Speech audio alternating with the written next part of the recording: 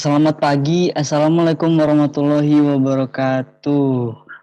Gimana nih kabarnya sobat-sobat sekalian? Selamat datang di Podcast Ngasik episode review chapter. Nah, di episode kali ini kita bakal mereview chapter dari sebuah buku yang berjudul The Making of Southeast Asia karya Amitabh Acharya. Yang mana kita akan berfokus dalam review chapter 4 yang berjudul Nationalism, Regionalism, and the Cold War Order. Nah, tentunya aku nggak sendirian hari ini. Hari ini aku bersama beberapa rekanku. Yang pertama itu ada, next dulu. Ada saya sendiri, Anto Susilo, kemudian ada Nadila Mega, kemudian ada Mbak Natasha Aurelia, dan Mbak Kania Larasati. Sebelum kita membahas lebih lanjut seluk-beluk dari chapter 4, kami memohon untuk rekan-rekan untuk bisa mengaktifkan kameranya terlebih dahulu. Terima kasih. Oke, jadi di bab 4 ini terdapat 3 subbab yang tentunya saling berkesinambungan dan mempengaruhi satu sama lainnya. Untuk subbab pertama yaitu The National Vision of Regionalism akan dijelaskan beberapa poin pentingnya oleh Mbak Natasha Aurelia dan saya sendiri. Kemudian pada subbab kedua yaitu Development, Legitimasi, and Regional Disorder itu akan dijelaskan oleh Mbak Kania dan Mbak Nadila. Kemudian di subbab terakhir yaitu Great Power Rivalry and Regional Autonomy akan dijelaskan oleh Mbak Natasha dan Mbak Kania. Next. Nah, agar tidak terlalu lama berbincang-bincang, kita langsung saja kepada poin pertama yang ada atau subbab pertama yang ada di chapter 4 ini yaitu The Nationalist Vision of Regionalism. Untuk Mbak Natasha Aurelia, waktu dan layar saya persilakan. Ya, terima kasih atas kesempatan yang diberikan. Jadi di sini saya dan Yanto nanti akan menjelaskan mengenai subbab pertama yang ada di chapter keempat ini. Subbab yang pertama ini berjudul The Nationalist Vision of Regionalism, di mana di sini ada visi nasionalisme untuk membangun atau membentuk regionalisme yang ada di Asia Tenggara. Nah, di dalam chapter 4 subbab yang pertama ini Mary Turnbull tuh mengatakan gitu bahwa ada faktor yang mempengaruhi regionalisme yang terjadi di Asia Tenggara. Yang pertama itu ada proses dekolonisasi. Jadi proses dekolonisasi itu kayak proses pengakhiran dari jajahan bangsa Barat di Asia Tenggara. Dan yang kedua itu ada pencarian identitas nasional pasca koloni. Jadi identitas nasional di sini mereka tuh kayak bingung gitu, seperti yang sudah dijelaskan juga di chapter ketiga kemarin gitu, bahwa di sini tuh negara-negara yang ada di Asia Tenggara pasca koloni itu mereka jadi bingung identitas aslinya kita nih apa gitu, karena kan ketika suatu negara itu dijajah gitu oleh suatu bangsa, maka mereka tuh akan dipengaruhi gitu oleh adanya budaya baru, yaitu dari budaya si penjajahnya itu. Jadi ketika pasca koloni ini akhirnya mereka menemukanlah gitu salah satu budaya yang sama itu adalah mereka orang-orang di Asia Tenggara ini sama-sama memiliki budaya Melayu. Kemudian ada konsep nasionalisme. Nah, jadi konsep nasionalisme di sini tuh sebagai sebuah visi untuk membentuk sebuah regionalisme, bahkan digunakan untuk mendefinisikan si Asia Tenggara sendiri gitu. Jadi konsep nasionalisme ini merupakan sebuah kekuatan politik utama di Asia Tenggara pasca 2 dekade pasca Perang Dunia Kedua gitu. Di mana nasionalisme di sini kan berarti kan kayak kita tuh sama-sama memiliki rasa yang sama gitu, tujuan yang sama dan cita-cita yang sama, yaitu untuk memerdekakan negara-negara yang ada di kawasan Asia Tenggara ini dari penjajahan bangsa Eropa. Namun ternyata konsep nasionalisme ini tuh tidak semua orang-orang dan juga para pemimpin di Asia Tenggara itu menerimanya gitu. Ada Aung San dari Myanmar dan juga Elpidio Quirino dari Filipina. Mereka tuh mematahkan gitu konsep nasionalisme ini untuk digunakan sebagai visi sebuah regionalisme di Asia Tenggara, bahkan untuk mendefinisikan Asia Tenggara sendiri, karena mereka itu melihat gitu bahwa kehubungan ekonomi, politik dan juga budayanya yang ada di Asia Tenggara itu tuh hubungannya tuh malah lebih dekat kepada negara-negara koloni dibandingkan negara-negara yang ada di Asia Tenggara sendiri. Selanjutnya ada pendekatan negara koloni. Jadi negara-negara koloni atau negara-negara penjajah ini juga melakukan pendekatan dengan memberikan janji-janji kemerdekaan kepada negara-negara yang ada di Asia Tenggara. Contohnya kayak Inggris. Inggris itu memberikan janjinya kepada negara-negara yang dia jajah gitu. Contohnya kayak Malaysia dan Brunei Darussalam. Serta Myanmar gitu. Nah, terus si Inggris ini tuh memberikan janji gitu untuk memerdekakan negara koloninya dan juga membangun pemerintahan sendiri bagi mereka. Kemudian juga ada Amerika Serikat. Amerika Serikat juga memberikan janji kemerdekaan kepada Filipina, namun dengan catatan tetap mempertahankan hubungan ekonomi dan juga militer antara Filipina dan juga Amerika Serikat. Perlu kita ketahui juga gitu bahwa satu-satunya negara yang ada di Asia Tenggara yang pernah dijajah itu kan Thailand. Jadi kan tadi penjelasan mengenai Thailand gitu yang menjadi salah satu-satunya negara di Asia Tenggara yang tidak pernah dijajah oleh para bangsa Barat kan atau bangsa Eropa. Nah hal ini tuh dikarenakan ada pelindungnya gitu, yaitu Amerika Serikat. Di mana Amerika Serikat nih melindungi gitu Thailand tuh dari cengkraman Prancis dan juga Inggris, dan juga Thailand itu memberikan bantuan kepada Thailand. Amerika Serikat maksudnya memberikan bantuan kepada Thailand untuk membatasi ganti rugi yang harus dibayar juga oleh Thailand sebagai negara sekutunya Jepang yang kalah pada Perang Dunia Kedua. Selanjutnya ada pendidikan Asia, di mana Asia ini kayak sebuah ideologi itu yang membentuk Asia atau untuk menyatukan Asia, benua Asia. Dan di sini kan membahasnya Asia Tenggara gitu. Jadi PAN Asia yang ada di Asia Tenggara ini didirikan oleh Vietnam, Kamboja, Laos, Thailand, Malaysia, Myanmar, Indonesia, dan juga Filipina. Di mana tujuannya adalah untuk mendorong kerjasama baik negara-negara yang ada di Asia Tenggara ini dengan negara Amerika Serikat, Prancis, dan juga Inggris. Tujuannya adalah untuk mempercepat proses dekolonisasi. Nah, tapi ternyata PAN Asia ini tuh tidak terwujud gitu. Dan ada usaha lain yang dilakukan oleh Indonesia, Malaysia, dan juga Vietnam dengan mendirikan sebuah federasi dengan nama Federation of Peoples of South Asia. Di mana tujuannya juga tetap sama gitu, untuk mempercepat proses dekolonisasi dan juga untuk memajukan perjuangan bersama memerdekakan negara-negara yang ada di Asia Tenggara dari jajahan bangsa Barat. Selanjutnya akan dijelaskan oleh Yanto Susilo. Terima kasih. Oke, tadi sempat dijelaskan oleh Mbak Natasha terkait adanya regionalisme dan nasionalisme. Untuk yang pertama saya akan menjelaskan terkait konsep regionalisme dari salah satu pemimpin dari negara pembentuk PAN Asia yaitu Aung San. Ia memiliki konsep regionalisme yang bersifat integratif dan memiliki cakupan yang sangat luas.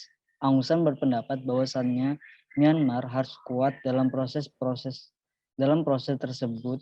Myanmar membutuhkan uluran tangan seseorang dalam tanda kurung negara tetangga seperti Indochina, Thailand, Malaya, Filipina, India Timur, Yunan, dan India Timur di sisi Brahmaputra ini. Di lain waktu, Aung San juga menganjurkan adanya sebuah kesatuan Asia yang lebih luas serta kesatuan subregional Asia Tenggara, terutama setelah memutuskan hubungan dengan Kekaisaran Jepang. Ia terus melihat Myanmar sebagai satu kesatuan, yaitu Asia Timur. Asia Timur, Burma tentu saja akan mendapat manfaat dari kontribusi bersama dari seluruh Asia Timur, dan pada saat yang sama dia harus berbagi kontribusinya sendiri kepada orang lain jika masih menyatu dengan masih terhubung dengan Kekaisaran Jepang pada saat itu. Next.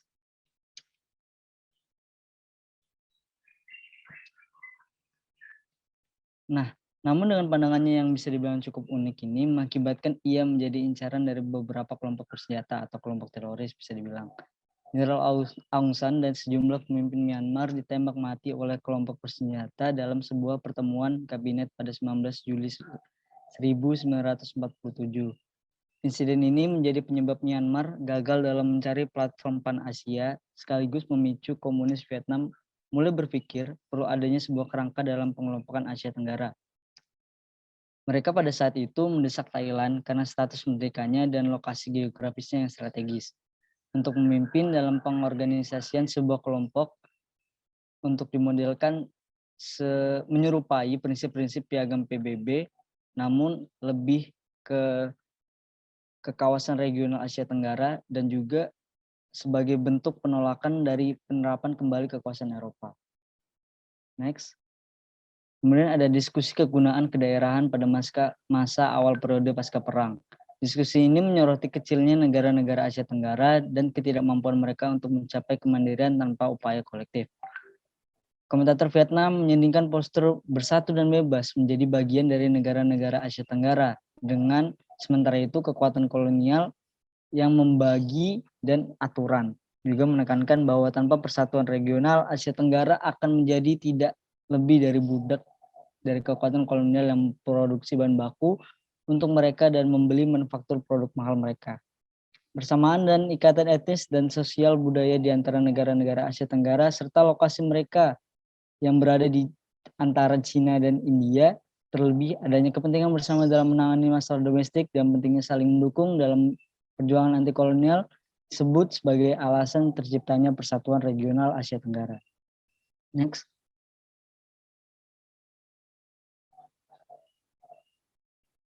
Nah, namun ketika diskusi ini sudah dicanangkan, negara-negara di Asia Tenggara itu terbagi menjadi dua kubu. Dalam mengomentari hubungan antara nasionalisme dan regionalisme, Wang Gunwu, seorang akademis yang mempelajari dan menulis tentang diaspora Tionghoa, berpendapat bahwasanya hambatan utama di jalan regionalisme Asia Tenggara ialah nasionalisme itu sendiri, seperti adanya dua jenis nasionalisme pasca perang yang berbeda. Wang melihat akarnya perselisihan interregional di Asia Tenggara dalam hal radikal akibat dari adanya nasionalis. Kaum revolusioner menolak gagasan tentang wilayah yang didominasi oleh kekuatan barat, sementara kaum moderat lebih takut oleh suatu wilayah yang didominasi oleh Cina. Jadi bisa dibilang kaum revolusioner ini takut akan Asia Tenggara ini akan didominasi oleh kekuatan blok barat pada saat itu, dan sementara kaum moderat lebih cenderung takut Asia Tenggara ini akan dikuasai didominasi oleh kekuatan dari timur. Sementara kaum revolusioner berharap untuk sebuah konfederasi wilayah, sedangkan kaum moderat hanya akan menerima kerjasama regional berdasarkan pada prinsip kesetaraan dan kedaulatan. Orang-orang moderat menginginkan suatu kawasan yang bebas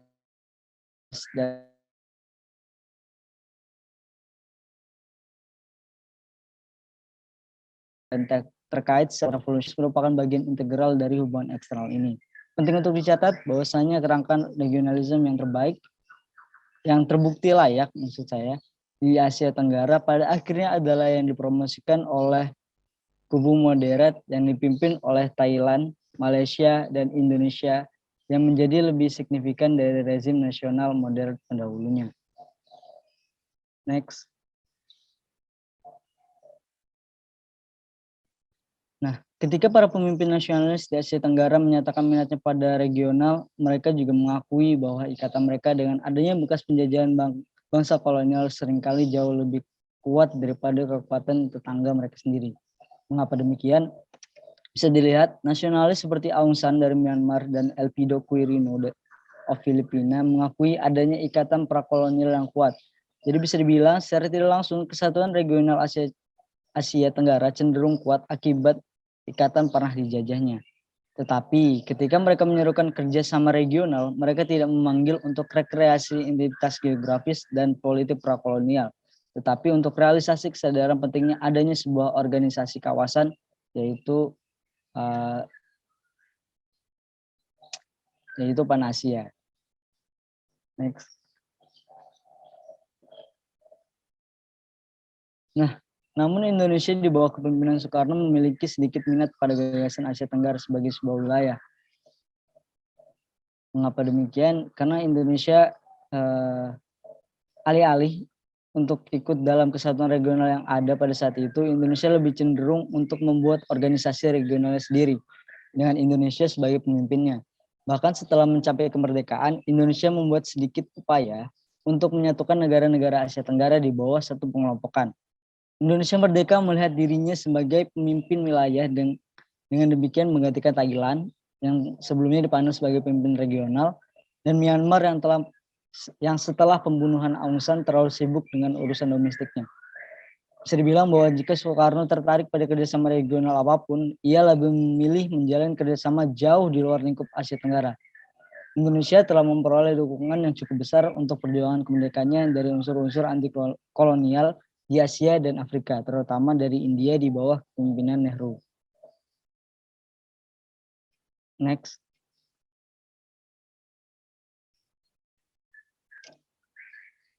Nah, yang terakhir, poin terakhir yang menurut saya penting pada subbab kali ini yaitu adanya tantangan kesatuan regional.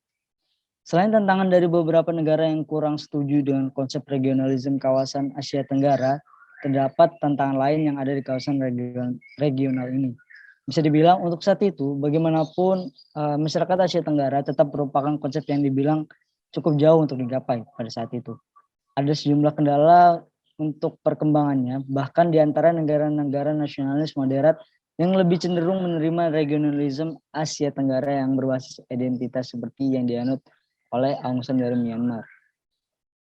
Selain itu masih terdapat dua set rintangan yang sangat penting. Yang pertama berkaitan dengan kondisi domestik negara Asia Tenggara, di mana masalah utama adalah pemberontakan komunis dan adanya etnis separatisme.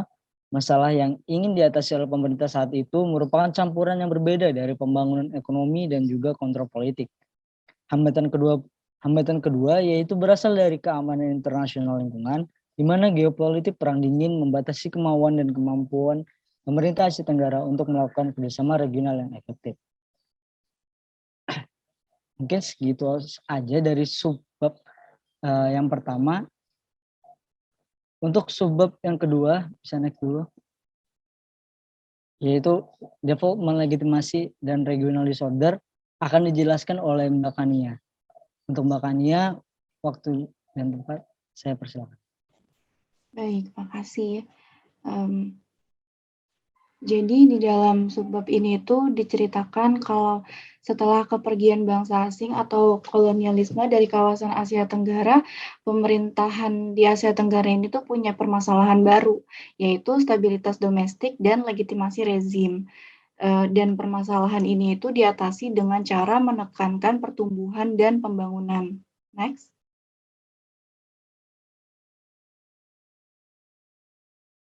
Ya, jadi pembangunan yang dilakukan itu adalah dengan industrialisasi karena menganggap kalau industrialisasi itu adalah simbol dari kemandirian ekonomi dibandingkan dengan produksi primer dan impor barang-barang manufaktur yang dimana dua ide ini itu diasosiasikan oleh kolonialisme. Nah, oleh karena itu ekonomi domestik atau industrialisasi itu sangat berkontribusi banget dalam meningkatkan swasembada nasional, juga mengurangi pengaruh dari negara eksternal.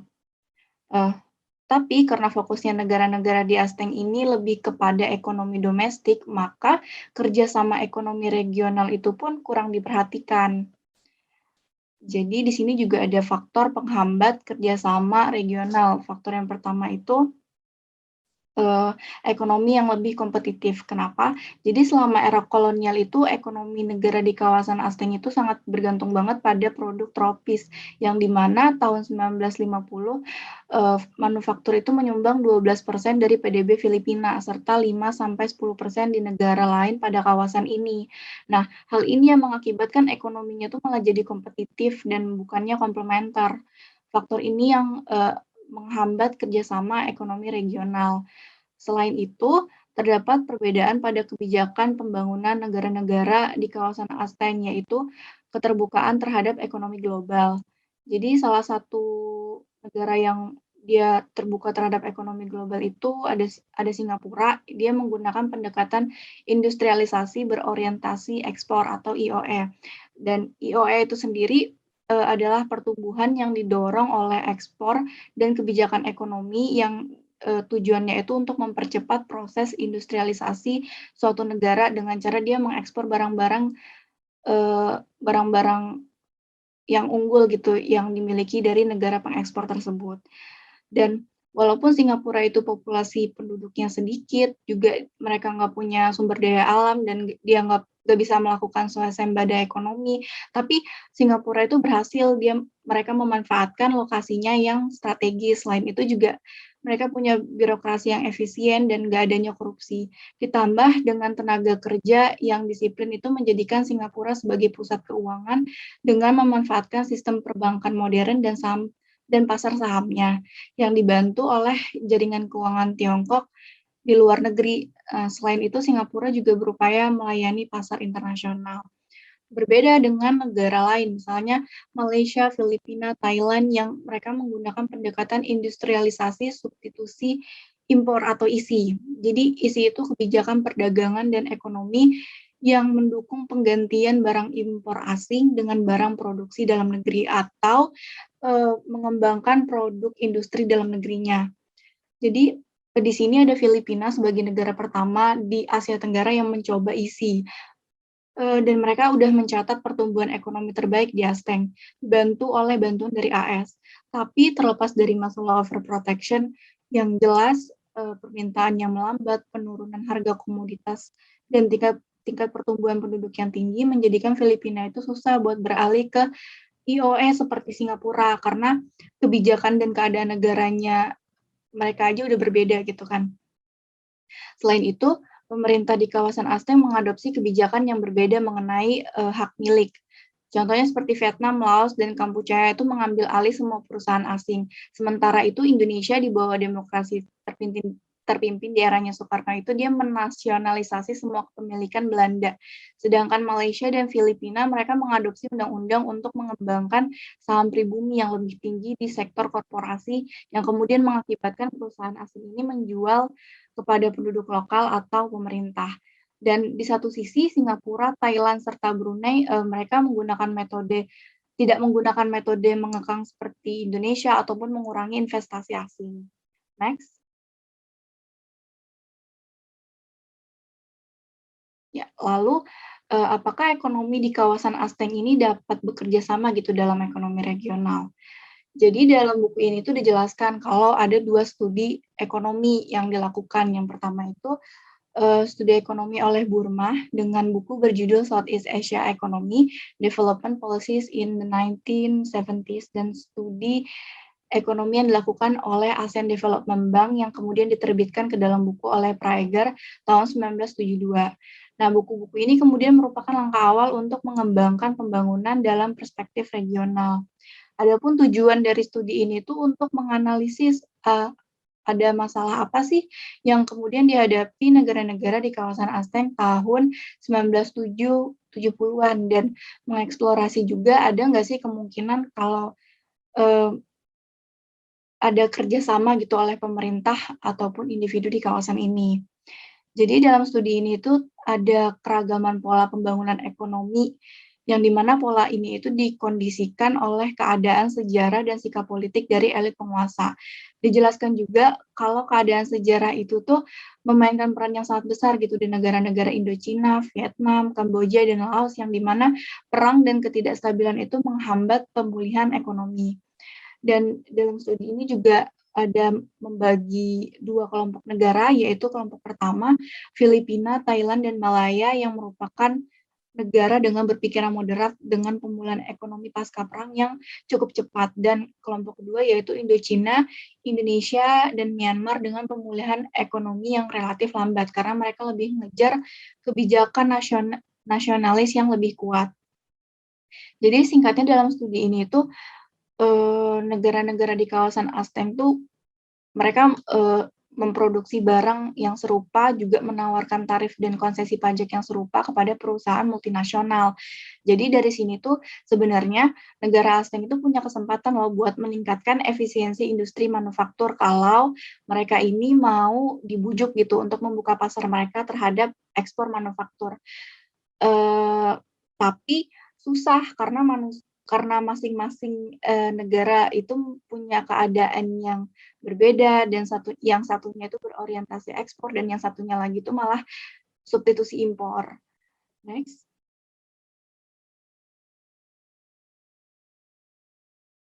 Oke, jadi faktor-faktor lain tuh yang menghambat proses regionalisme ini itu terdapat pada permasalahan kesenjangan ekonomi di Aztec pasca kolonial.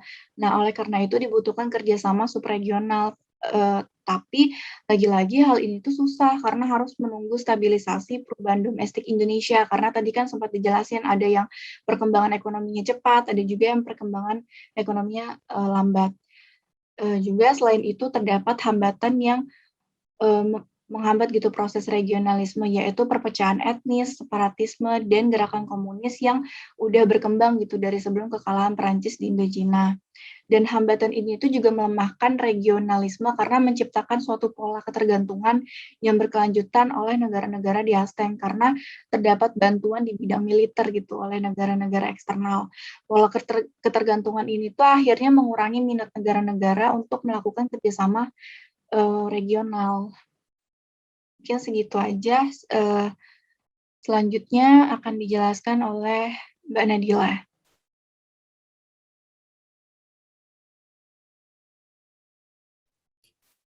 Sebelumnya terima kasih kepada Tania. Di sini saya akan melanjutkan mengenai materi development legitimacy and regional disorder. Intervensi oleh AS di Vietnam Selatan dan peran Inggris dalam Darurat Malaya merupakan contoh intervensi eksternal langsung. Karena seperti yang kita ketahui bahwa Amerika Serikat sendiri memang sangat terkenal dengan kebiasaannya mengintervensi negara yang dianggapnya lemah. Di seluruh Asia Tenggara pada 1950-an dan 1960-an mereka terlalu sibuk dengan masalah dalam negeri. Kapasitas kebijakan luar negeri berkurang, termasuk kapasitas untuk usaha dan lembaga kerjasama regional. Hal ini juga menyebabkan kecenderungan untuk menciptakan pengalihan asing untuk mengalihkan perhatian dari masalah dalam negeri.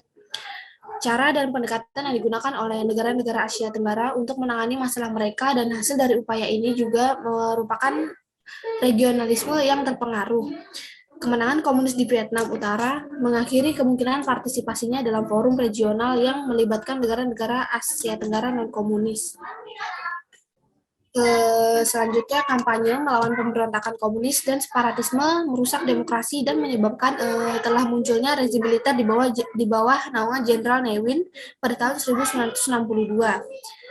Sedemikian mudahnya kelompok ini untuk mengambil alih sebuah kekuasaan tanpa melibatkan demokrasi di dalamnya, yang pada akhirnya menciptakan dan membentuk pola kekuasaan yang bersifat tirani. Apa yang diinginkan oleh junta militer sesungguhnya mengarahkan Burma untuk menjadi negara sosialis dengan melakukan pembaharuan pada semua sisi perekonomian rakyat yang dinasionalisasikan. Next.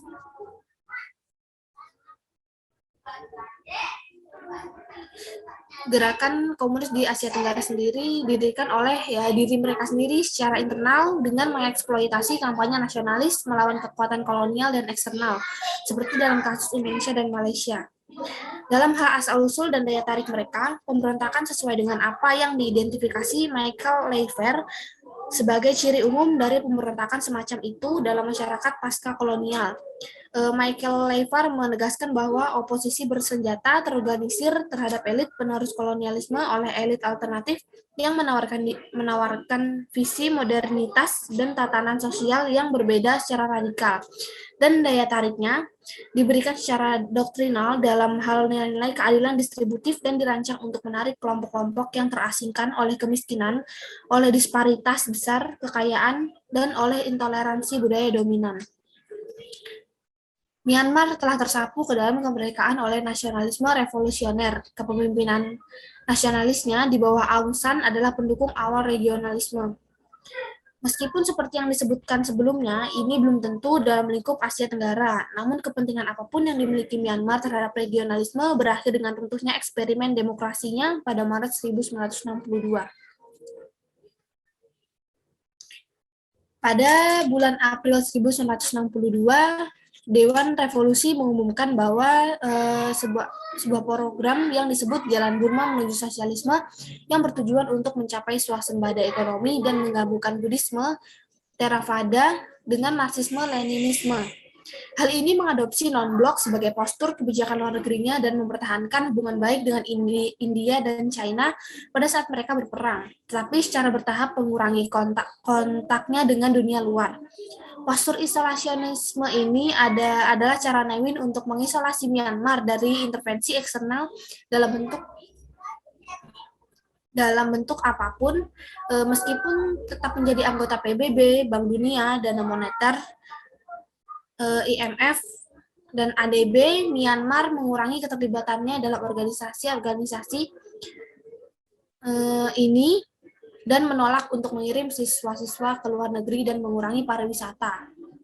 Selain itu, tidak lagi menyatakan minat dalam kerjasama regional dan secara efektif. Sementara di Myanmar, masalah domestiknya menyebabkan isolasionisme kebijakan.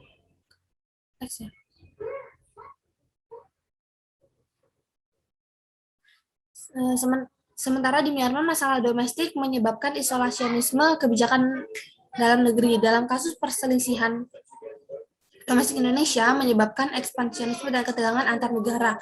Godaan Soekarno dengan demokrasi mendingin setelah pemilihan nasional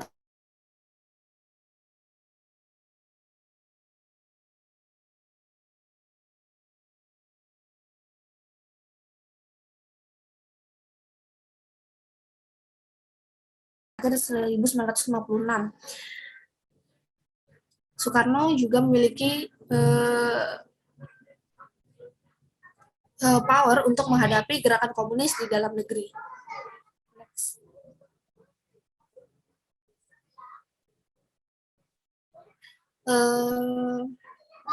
Partai PKI sedang membangun kembali kekuatannya setelah pemberontakan di tahun 1948 yang menghancurkan, menarik dukungan dari China dan Rusia. Kombinasi dari separatisme etnis dan tekanan komunis menyebabkan Soekarno memberlakukan darurat militer pada Maret 1957, diikuti dengan penghapusan konstitusi parlementer pada tahun 1959 dan deklarasi APA yang disebutkan demokrasi terpimpin yang menempatkan kekuasaan yang cukup besar di tangannya sendiri.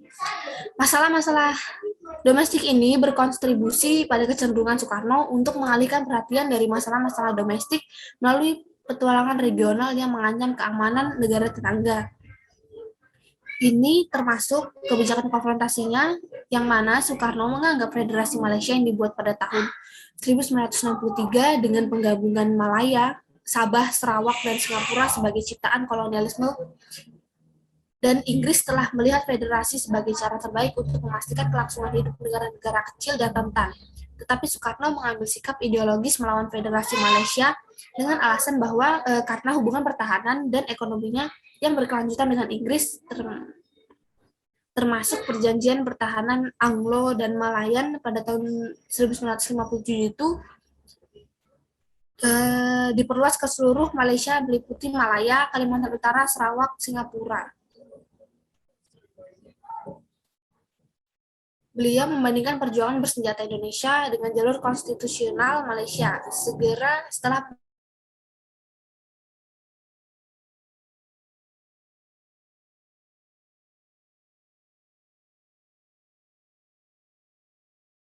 ke Semenanjung Malaya dan Singapura. Ia bahkan mengeluarkan Indonesia dari PBB pada tahun 1965 untuk memprotes masuknya Malaysia ke dalam PBB. Rezim Orde Baru, yaitu Soeharto, pada awalnya berjanji untuk menjadi kurang otoriter daripada demokrasi terpimpin Soekarno, tetapi harapan untuk ini segera memudar menjelaskan tindakannya dalam hal perlunya ketahanan nasional, seperti yang dimanifestasikan melalui stabilitas internal dan pembangunan ekonomi. Rezim memberlakukan aturan otoriter dan meletakkan harapan untuk iklim politik yang lebih partisipasi partisipatif yang ditimbulkan oleh kudeta tahun 1965. Tapi sementara kebijakan luar negeri, Soekarno secara langsung merusak regionalisme. Orde Baru melihat regionalisme sebagai alat penting untuk tujuan domestiknya. Peralihan serupa ke otoritarianisme Malaysia di Filipina, meskipun tidak penting bagi perkembangan awal konsep regionalis di antara rezim pro-barat di Asia Tenggara, tetapi membantu mempertahankan di kemudian hari. Di Malaysia, eksperimen demokrasi juga mengalami masalah sebagai akibat dari masalah domestik, termasuk pemberontakan komunis dan kerusuhan etnis. Next.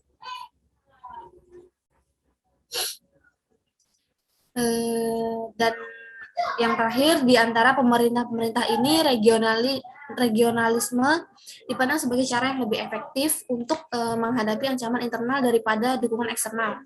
Dan beberapa kasus peralihan ke regionalisme yang didorong oleh perubahan domestik cukup dramatis. Di Filipina, setelah memberlakukan darurat militer, Marcos bergerak untuk membuat negaranya lebih independen dari Amerika Serikat, menekankan regionalis dalam kerangka kebijakan luar negeri. Politik dalam negeri juga mulai memfasilitasi pergeseran di Thailand dari Amerika Serikat dan menuju regionalisme. Selama perang melawan komunis di akhir 1960-an, ketakutan akan penarikan Amerika Serikat dan keraguan tentang kredibilitasnya, serta kekhawatiran keamanan yang ditimbulkan oleh eskalasi Perang Vietnam, menyebabkan Thailand memikirkan kembali pendiriannya. Pergeseran kebijakan luar negeri Indonesia paling dramatis dan berpengaruh anti-kolonialisme Soekarno digantikan oleh anti-komunisme Soeharto. Rezim Soeharto mengubah kebijakan luar negerinya, tidak hanya dengan memutuskan hubungan diplomatik dengan Beijing dan Moskow, tetapi yang lebih penting dengan menjadi promotor aktif regionalisme yang mengarah ke terbentuknya ASEAN. Terima kasih.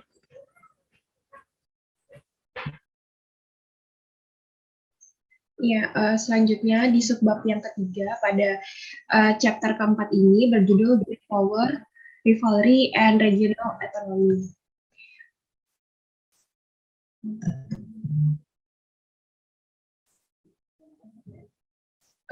Pada subbab ketiga ini menjelaskan mengenai bagaimana keadaan Asia Tenggara pasca Perang Dunia Kedua gitu, dimana yang kita ketahui gitu kan bahwa di Perang Dunia Kedua itu dimenangkan oleh Amerika Serikat dan menjadikan Amerika Serikat itu sebagai negara adidaya dan memiliki kekuatan yang sangat kuat untuk mempengaruhi negara-negara secara global. Kemudian di sini tuh ada Uni Soviet gitu, Uni Soviet yang ingin juga gitu untuk menyebarkan paham komunisnya ke seluruh dunia, terutama di sini adalah membahas di kawasan Asia Tenggara gitu. Sebenarnya sih ini tuh kayak kesempatan untuk mereka gitu sebagai negara-negara besar untuk menuju ke perang dingin gitu, di mana mereka tuh melihat juga gitu keadaan di Asia Tenggara yang minim gitu sama pertahanan keamanan yang ada di Asia Tenggara gitu. Jadi di sini tuh mereka berusaha lah untuk bagaimana caranya mereka tuh menyebarkan pengaruhnya di Asia Tenggara. Bisa dilihat dari Uni Soviet gitu yang ingin menyebarkan paham komunismenya. Namun ternyata gagal gitu untuk di Asia Tenggara, dibuktikan dengan adanya pemberontakan Partai Komunis Indonesia di Madiun pada tahun 1948. Kemudian pada subbab yang ketiga ini juga dijelaskan mengenai kebijakan Amerika Serikat yang ternyata jika diterapkan di Asia Tenggara tuh tidak bisa gitu untuk kebijakan Amerika Serikat yang secara global. Namun untuk kebijakan Amerika Serikat di bidang ekonomi itu mungkin bisa saja diterapkan di Asia Tenggara. Contohnya kayak di bidang bisnis dan juga investasi di Asia Tenggara bersama dengan negara koloni bangsa Barat yang pernah menjajah Asia Tenggara. Hal ini tuh juga disebabkan karena adanya isolasionisme atau adanya kepentingan dalam negeri itu lebih utama dibandingkan dengan kepentingan luar negeri. Kalau sekarang tuh dikenalnya kayak American First gitu kalau untuk Amerika Serikat.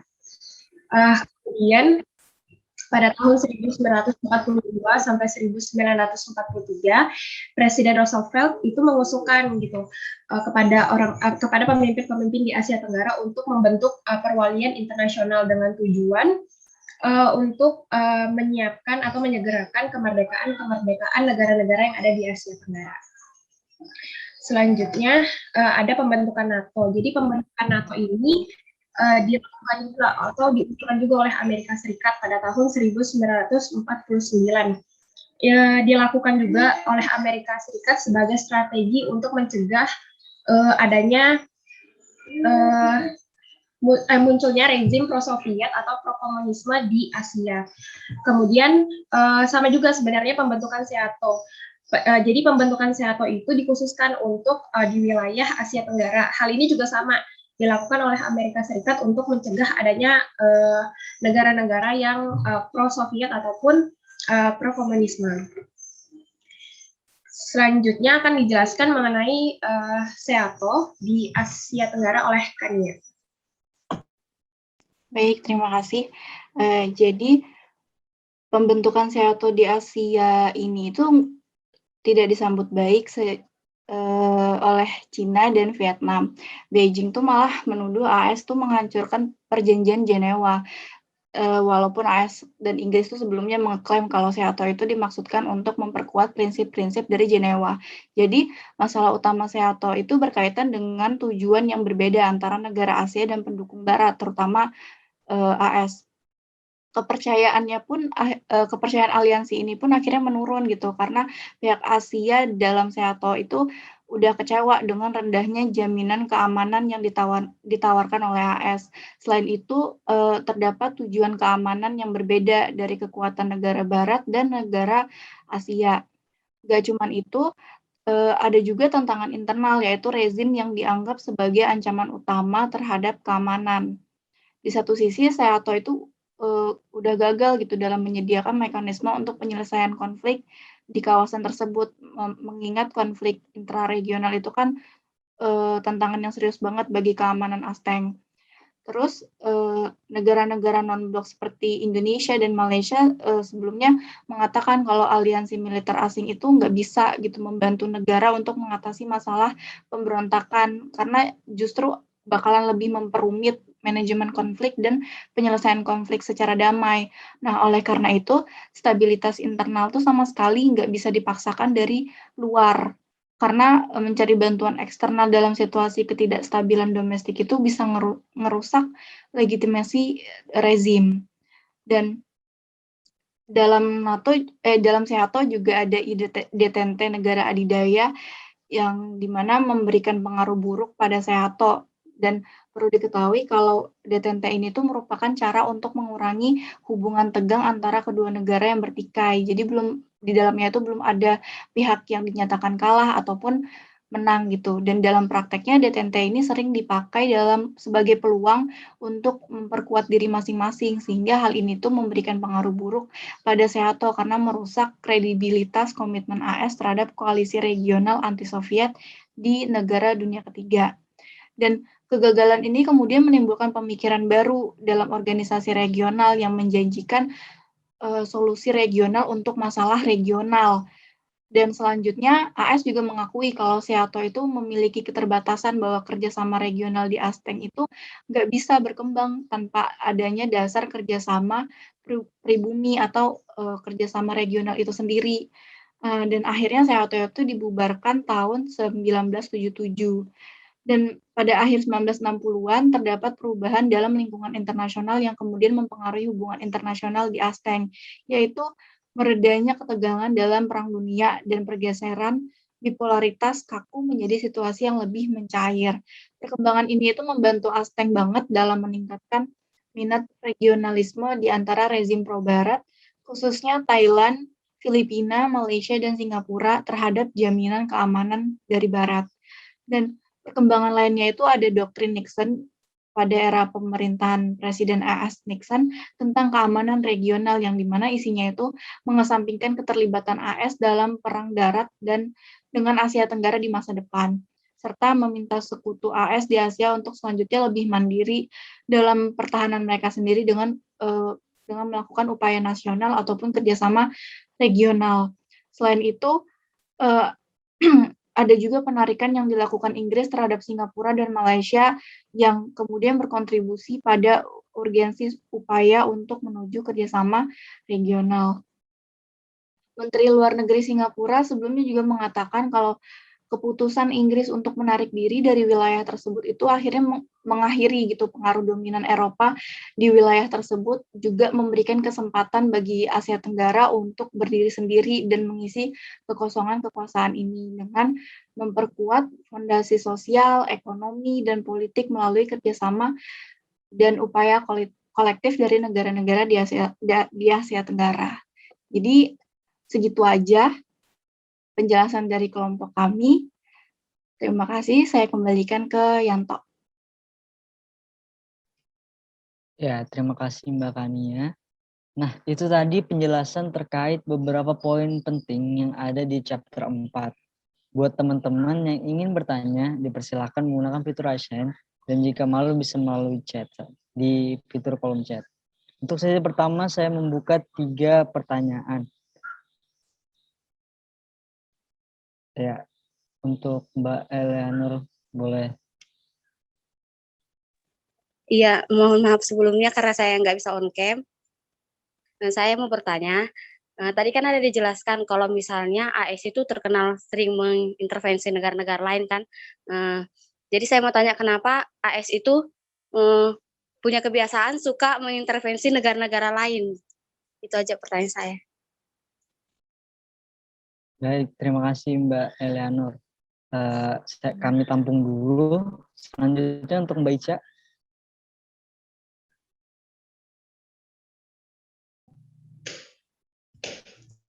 Kedengaran Kak suaraku? Terdengar Mbak. Tadi kan ada dijelasin terkait adanya hubungan Indonesia dan Belanda yang menjadi salah satu alasan kenapa Indonesia pada saat itu kurang memiliki minat akan pentingnya kesatuan regional kawasan Asia Tenggara. Kalau menurut kelompok kalian itu gimana? Itu aja, makasih. Baik, untuk selanjutnya Mbak Putri. Jadi aku mau nanya terkait IOE Singapura itu tadi. Kan IOE Singapura itu dikatakan menjadi penghambat bagi kerjasama regional. Nah, di sisi lain, apakah percepatan industri Singapura itu dapat memberikan dampak positif gitu bagi negara-negara lain di Asia Tenggara?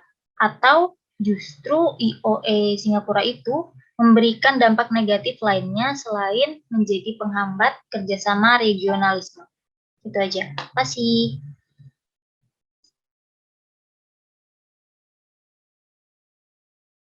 Ya, terima kasih untuk Mbak Putri. Selanjutnya, oke, kita jawab dulu 3 pertanyaan tadi. Nanti akan ada dibuka sesi kedua untuk 3 pertanyaan lagi. Mungkin dari kelompok 4 ada yang ingin mencoba menjawab terlebih dahulu. Oke, di sini saya akan menjawab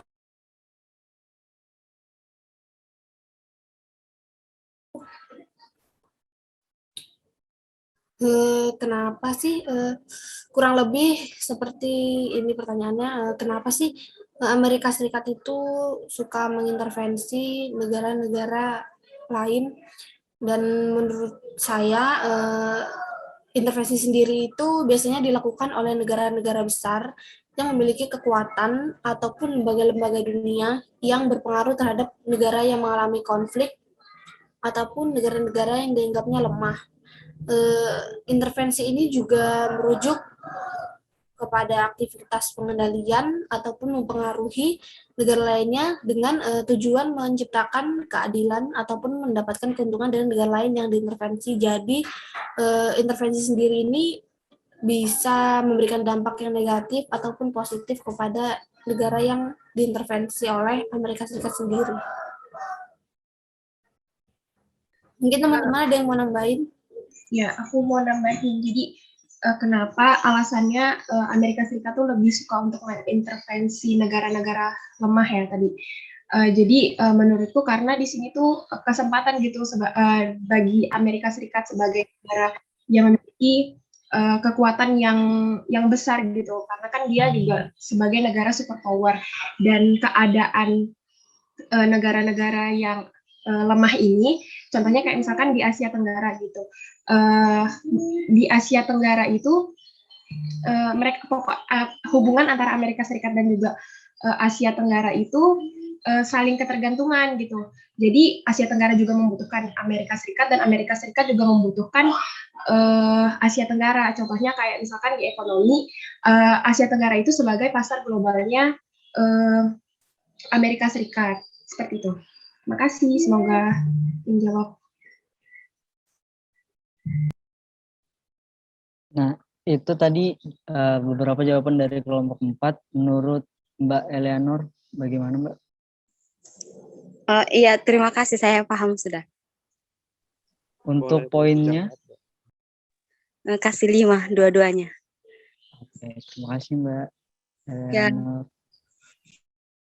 Selanjutnya, tadi ada pertanyaan dari Mbak Ica dan Mbak Putri. Mungkin ada yang ingin menjawab lagi.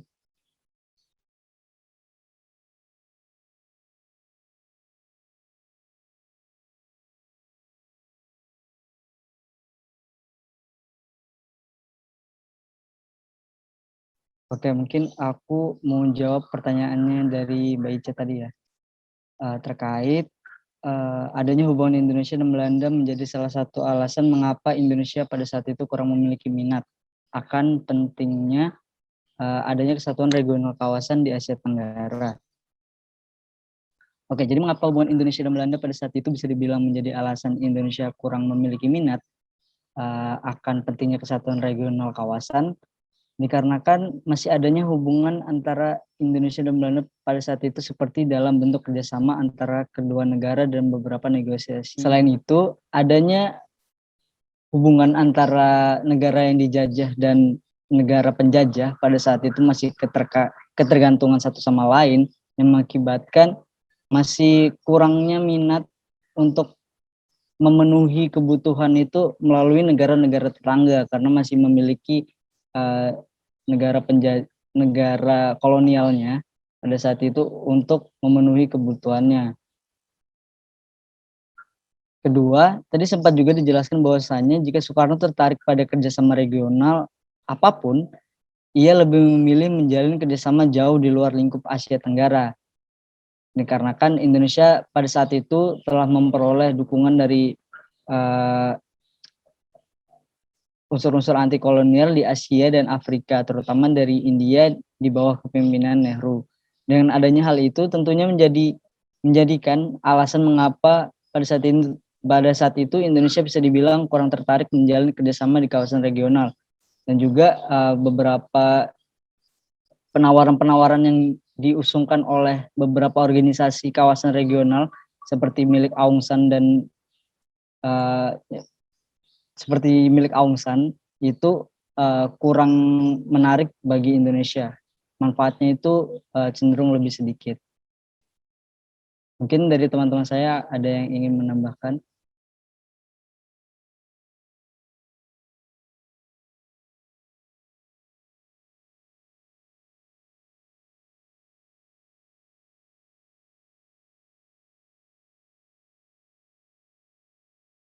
Oke, mungkin nggak ada yang mau menambahkan. Untuk Mbak Ica, bagaimana jawabannya tadi?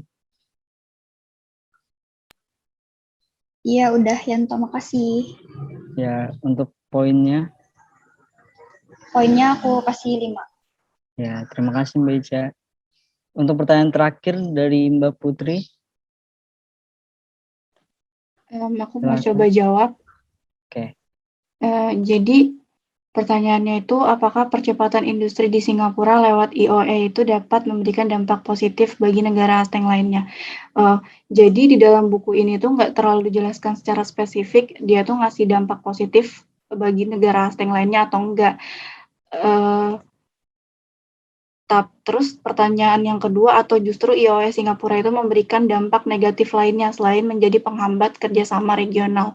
Jadi IOE Singapura itu sebenarnya bukan penghambat kerjasama regional ya, cuman beberapa negara di ASEAN itu dia ada yang memilih pendekatan dengan cara yang berbeda gitu. Ada yang pendekatannya lebih orientasinya lebih ekspor, ada juga yang lebih ke impor. Nah, karena perbedaan pendekatan ini yang menjadikan jadi penghambat kerjasama regional gitu.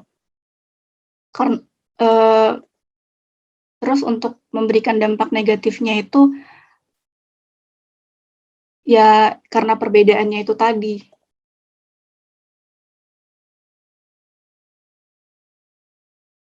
Nggak selaras gitu loh. Jadi agak susah untuk melakukan kerjasama regional.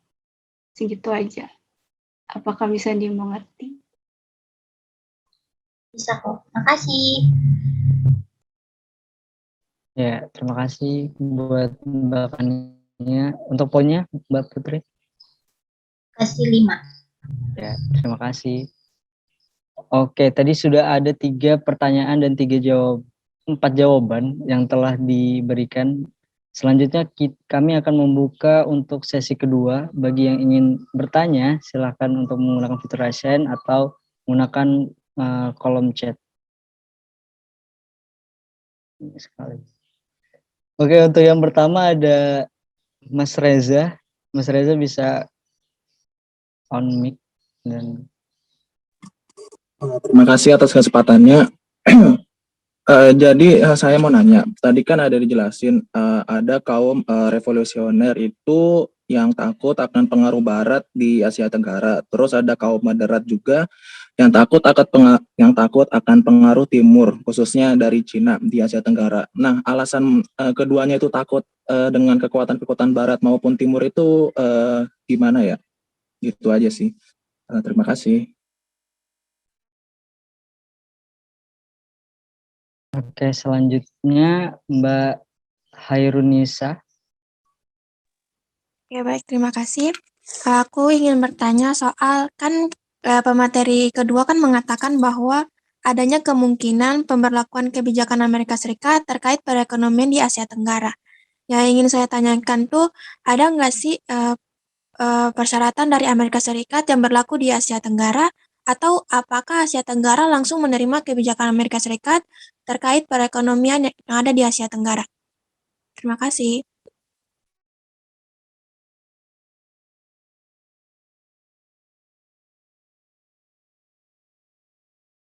Baik, untuk yang terakhir Mbak Elmi Wandani. Maaf ya, nggak bisa on cam. Di sini di subbab kedua kalian ada nih jelasin tentang faktor-faktor yang menghambat negara-negara di Asia Tenggara ini untuk melakukan regionalisme. Pertanyaan saya, menurut kalian faktor mana sih yang lebih mendominasi dalam penghambatan proses regionalisme ini? Makasih.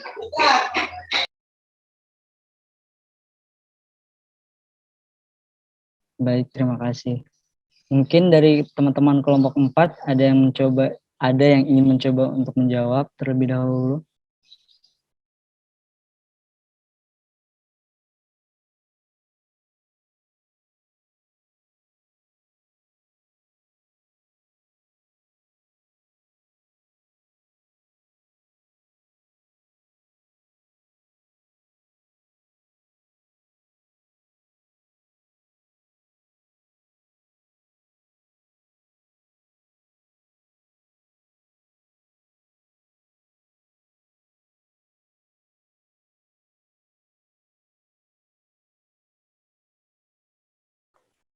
Oke, jadi aku mau coba jawab punyanya Elmi ya.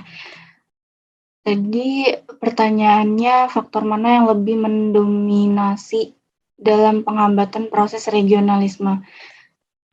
Menurut pendapat saya sendiri sih faktor eksternal ya yang lebih mendominasi, karena dengan adanya bantuan dari negara di luar kawasan Asia Tenggara ini malah menjadikan negara-negara yang dibantu itu ngerasa males gitu untuk melakukan kerjasama regional, karena mereka itu udah ada perasaan aman gitu, aman dari segi pertahanan ataupun ekonomi.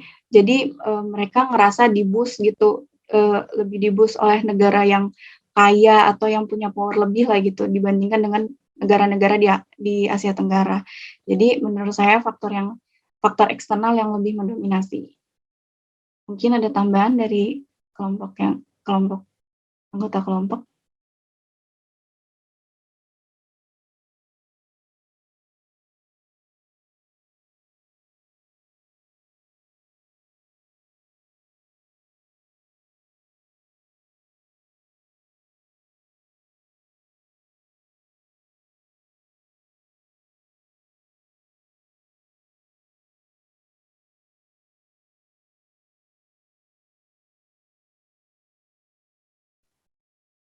Itu tadi menurut Mbak Elmis bagaimana? Makasih udah jelas. Untuk poinnya Mbak? Kasih. Baik, terima kasih. Kasih. Ya, untuk selanjutnya masih ada pertanyaan dari Hoirunisa dan Mas Reza tadi. Mungkin dari kelompok 4 ada yang ingin mencoba menjawab lagi.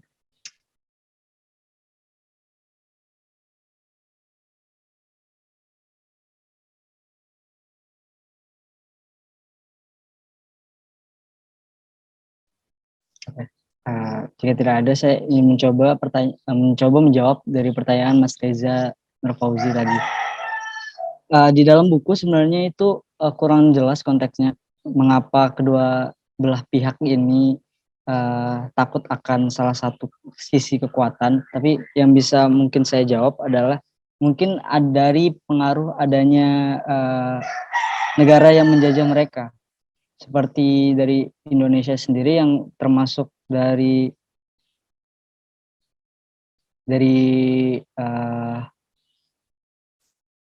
dengan adanya pernah dijajah dari bangsa Jepang dan juga yang mana itu merupakan salah satu kekuatan dari timur, dan beberapa negara kaum revolusioner itu pernah dijajah oleh bangsa Eropa yang merupakan dari kekuatan barat. Mungkin akibat itu yang mengakibatkan pada saat itu terpecah belah seperti itu. Dan juga pada saat itu pasca Perang Dingin, waktu pembagian kubu barat dan kubu timur itu kan kekuatan saling bentrok satu sama lain dan negara itu memiliki alasan untuk join satu sisi dan untuk join satu sisi lainnya gitu Mas. Jadi menurut saya mungkin karenanya adanya faktor kekuatan dari negara-negara dari blok barat dan blok timur itu pada suatu negara yang ada di Asia Tenggara yang mengakibatkan mereka itu terpecah belah seperti itu. Mungkin dari kelompok saya ada yang ingin mencoba menjawab, atau ada kelompok lain yang ini kan menjelaskan dari buku. Mungkin ada kelompok lain yang ingin menambahkan. Boleh menambahkan? Ya, boleh. Silakan Mas Rais. Bisa didengar nggak? Ya, terdengar. Kalau menurut saya sih gini, benar yang dijelaskan sama Mas, ada faktor kayak penjajahan gitu. Nah, kalau misalnya dari kelompok federal atau gimana tadi? Ya, kalau dari kelompok yang menentang Barat itu lebih ke kayak mereka tuh rasa udah kayak enggan lagi karena mereka tuh sudah ditipu sama orang-orang Barat. Misalnya mereka dijanjikan untuk merdeka nih, kayak ya lebih kepada sudah dikhianati oleh negara-negara Barat. Begitupun dengan yang didominasi dari China tadi. Soalnya kan misalnya nih di Indonesia saja, misalnya kalau ada China pasti mereka akan menganggap bahwa akan ada pengaruh komunis itu sendiri, karena di Indonesia itu sendiri udah kayak traumatis banget kalau yang berkaitan dengan komunis kayak gitu. Misalnya kalau dari Amerika atau blok barat itu mereka tuh jajahnya itu secara halus banget. Nah, jajahnya itu karena jajahnya secara halus itu jadi masyarakat Asia Tenggara itu lebih berhati-hati dari mereka. Kayak gitu. Mungkin itu aja sih dari saya. Mohon maaf kalau salah. Baik, terima kasih Mas Amin Rais. Mungkin ada kelompok lain yang ingin mencoba menambahkan? Atau dari Mas Reza sendiri sudah puas akan 2 jawaban tadi? Ya, menurut saya sih udah cukup bagus ya pernyataannya atau jawabannya tadi. Baik, untuk masing-masing poinnya Mas? Masing-masing orang yang menjawab kasih 5 aja. Baik, terima kasih. Kemudian yang terakhir ada pertanyaan dari Hairun Nisa. Ya, saya coba untuk menjawab pertanyaan dari Hairun Nisa mengenai adanya kemungkinan kebijakan ekonomi di Amerika Serikat di Asia Tenggara dan apakah Asia Tenggara menerima pemberlakuan kebijakan ekonomi Amerika Serikat yang ada di Asia Tenggara. Terus kalau nggak salah tadi pertanyaannya ada syarat khusus gitu ya yang diberlakukan? Ya. Ada syarat nggak atau Asia Tenggara menerima aja gitu? Jadi sebenarnya sih kalau di buku karya Amitaf Acharya ini tuh nggak dijelaskan secara rinci gitu loh, apakah adakah syarat-syarat atau syarat-syarat kebijakan ekonomi Amerika Serikat di Asia Tenggara. Namun ya pada kenyataannya juga sebenarnya tuh nggak ada syarat-syarat yang gimana-gimana gitu untuk kebijakan ekonomi, dan Asia Tenggara juga ya menerima saja gitu loh kebijakan ekonomi Amerika Serikat, karena kan seperti yang tadi sudah dijelaskan juga gitu bahwa kedua maksudnya Amerika Serikat dan negara-negara yang ada di kawasan Asia Tenggara ini saling menguntungkan satu sama lain gitu, di mana Asia Tenggara juga menjadi pasar globalnya Amerika Serikat, dan negara-negara yang ada di Asia Tenggara ini juga menjadi membutuhkan juga gitu kekuatan-kekuatan yang ataupun kebijakan pokoknya perdagangan ekonominya Amerika Serikat. Mungkin ada yang teman-teman di kelompok 4 atau kelompok lain yang ingin menambahkan.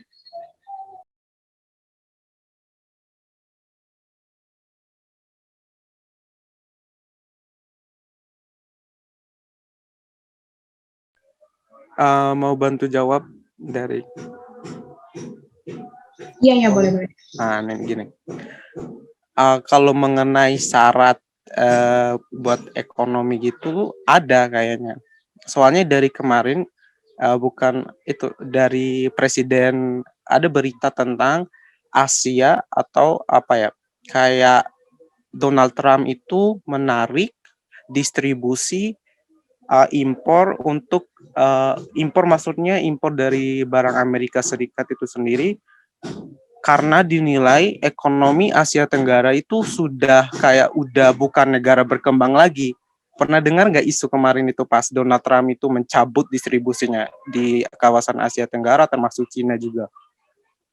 Nah, dari itu bahwa mungkin untuk ekspor ke Amerika tuh kayak dibiayai, kayak ada distribusi, diringankan pajaknya itu dari Amerika Serikat. Nah, mungkin itu salah satu syaratnya kenapa ada yang ada kayak ya hubungan dengan ekonomi sih. Mohon maaf kalau salah. Ya baik, terima kasih dari Mas Amin Rais. Itu jika melihat, mohon maaf, itu jika melihat dari kacamata perekonomian saat ini. Namun jika dilihat dari fakta yang ada di buku itu Mas, belum ada syarat tertentu yang ada di penjelasan di dalam buku itu sendiri. Jadi pada saat itu mungkin karena masih suasana perang dingin, pasca perang dingin, jadi mungkin belum ada kepikiran ekonomi sebagai salah satu kekuatan atau kekuatan soft power yang digunakan dari negara-negara untuk menguasai negara lainnya. Mungkin seperti itu aja. Untuk Mbak Hairunisa, bagaimana jawaban-jawaban dari teman-teman tadi? Udah cukup. Baik, untuk poinnya masing-masing dapat berapa? Dapat 5. Baik, terima kasih. Oke, mungkin itu saja dari kelompok kami. Saya akan membacakan sedikit kesimpulan. mengenai isi dari chapter 4 kali ini. Hubungan internasional Asia Tenggara pada 1950-an dan 1960-an sangat dipengaruhi oleh interaksi kompleks antara tiga fundamental kekuatan nasionalisme, sifat proses dekolonisasi, dan munculnya Perang Dingin.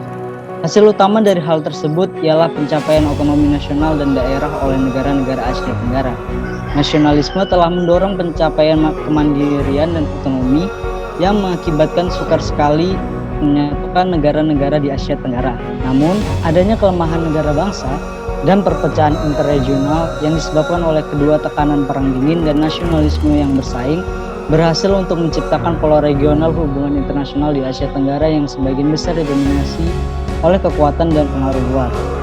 Fakta bahwa kondisi politik, ekonomi, dan strategis di Asia Tenggara tetap secara substansial tidak menguntungkan bagi kerjasama regional selama 2 dekade pertama periode pasca perang adalah diskonfirmasi oleh studi penting tentang saling ketergantungan ekonomi regional di Asia Tenggara. Pasar sama Mbak Ami sebelum pulang membeli kartu. Cukup sekian dari kami. Wassalamualaikum warahmatullahi wabarakatuh.